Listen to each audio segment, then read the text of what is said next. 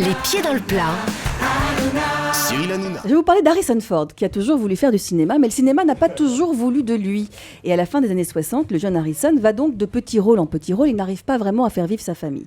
Il galère tellement qu'il décide carrément d'arrêter le cinéma. Et donc, il va faire des travaux dans sa maison, et il découvre une passion pour le bois, et il deviendra donc charpentier.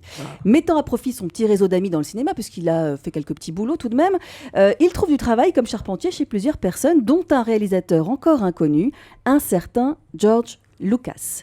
Ils deviennent amis et Lucas lui confie un rôle dans son prochain film American Graffiti, on est en 74, et mieux encore, quelques temps plus tard, Ford continue à faire des travaux chez Lucas et il entend parler du casting de Star Wars. Il veut évidemment en être. Lucas est un peu réticent, mais il lui laisse tout de même faire quelques répliques aux autres acteurs sélectionnés. Et quelques phrases plus tard, Lucas se dit qu'il tient Han Solo, son héros pour la saga Star Wars. Harrison Ford, lui, tient son ticket pour la gloire. Bravo, belle J'ai histoire. même une autre histoire sur Harrison Ford. Allez-y, Dominique. Jacques Demy a fait un film qui s'appelle Model Shop, qui est la suite avec Anouk Aimée aux États-Unis. Et il voulait Harrison Ford et les studios américains n'ont pas voulu de lui. Et ils ont pris un acteur qu'on a oublié, qui était la suite de Lola, Model Shop. Donc il n'avait pas de chance. Comme c'était incroyable. dans les années 70. Ouais, c'est ça. Avant. Vous voyez, hein, même Harrison Ford, il n'a galéré, pas eu de chance. il a galéré. Bah, il a galéré, Harrison. Moi, je l'ai eu hier au téléphone encore, il était dépité. Il me raconte encore cette histoire. Il était pas bien, le gars. Laurent Guimier. Alors moi je vais vous parler du casting du premier James Bond. Ah. Il y a très peu d'acteurs évidemment qui ont eu la chance de jouer dans James Bond. Il y en a Sean 9. Connery, Roger Moore, Timothy Dalton, Pierce Brosnan et aujourd'hui Daniel Craig. Et dans cette liste, il y aurait pu avoir un autre acteur mythique, c'est Richard Burton, qui était le premier choix des réalisateurs, des producteurs du premier James Bond en 63, James Bond contre le Dr No. Il est pressenti et il ne le sent pas. Et sa réponse, alors elle est très administrative, il fait répondre « La franchise manque de potentiel pour s'installer durablement sous forme de série de films ». Voilà la réponse de Burton. Il croyait avant pas le du tout à premier James James Bond. Bond. Il croyait pas du tout. Il avait du pif, lui. Hein. Voilà, alors c'est Sean Connery qui rafle la mise. Évidemment, les 4 films qui suivent sont un carton incroyable, tous avec Sean Connery. Et arrive le 5e James Bond. Et là, Burton, il refrappe à la porte. Ah. Et il dit, bah, attendez, vous avez pensé à moi au premier, je peux faire le 5e. Et là, il se montre avisé, mais trop gourmand. Il demande un cachet phénoménal, $1 million. Et là, on lui dit, vous êtes gentil, mais c'est pas possible. Donc au total, Burton, qui aurait pu jouer le premier ou le 5e James Bond, n'a joué ni l'un ni l'autre par manque de clairvoyance ou par gourmandise. Il n'avait pas le corps de Sean Connery, Non. Burton. Et puis Burton, c'était quand même un grand alcoolique. Alors est-ce qu'il aurait pu faire toutes les En même temps, les James Bond, cascades c'était pas un modèle de sobriété non plus. Non, non, mais C'est qui votre James Bond préféré? Vous l'aimez bien le nouveau, là? Daniel Craig. Ah, c'est vrai? Ah oui. Vraiment? Et oui, Daniel Craig, Sean Connery, et celui que j'aime moins, c'est Timothy Dalton. Timothy Dalton, Qui- comme tout le monde. Hein. Et on a oublié George Lazenby aussi. Ouais, Et exactement. Woody Allen. Non, non, Si, non. dans Casino Royale, il joue James Bond. Casino Royale, parce qu'il y a eu la version avec Daniel Craig, Ah il y en a oui. eu une autre. Ah oui, c'est Oui. vrai.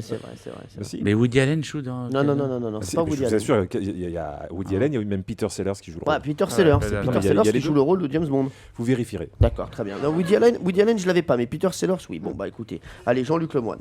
Alors, comme disait Forrest Gump, la vie, c'est comme une boîte de chocolat. On ne sait jamais sur quoi on va Lint. tomber. C'est ça, exactement. Ouais, c'est Il ça, va c'est falloir en vrai. citer d'autres maintenant. Il va être content, hein. C'est de Joséphine. Hein.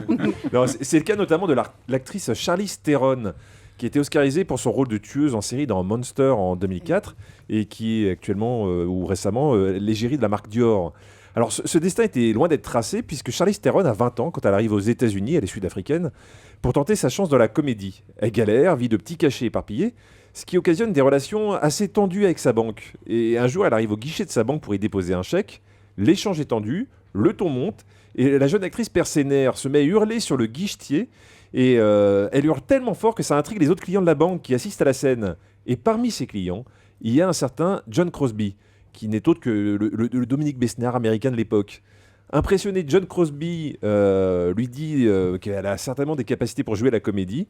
Il lui laisse sa carte et décide de lui faire passer un casting pour le prochain film qu'il tournera avec Tom Hanks, qui s'appelle That Thing You Do.